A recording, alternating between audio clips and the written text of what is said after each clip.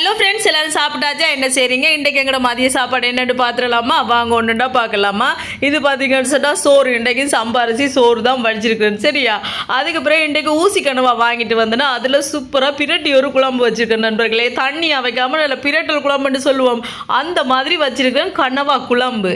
இங்கால பார்த்தீங்கன்னு சொன்னால் இன்றைக்கி கீரை வாங்கினேன்னா அதில் சூப்பராக பால் கறி வச்சுருக்கு. கீரை கரனால வாங்கலேன்னு சொல்லுங்கள். மழைண்டா கொஞ்சம் வாங்கக்கூடாதுன்னு இருக்கிறேன், ஏன்னா அதில் கொஞ்சம் பூச்சியல் வருது. இப்போ மழை இல்லை, நல்ல மண்டையை பிளக்கிற வெயில் அடிக்குதா, அதோட கீரையை வாங்கியாச்சு. அங்கே பார்த்தீங்கன்னு சொன்னால் சின்ன வடை பால் சொதி இருக்குது.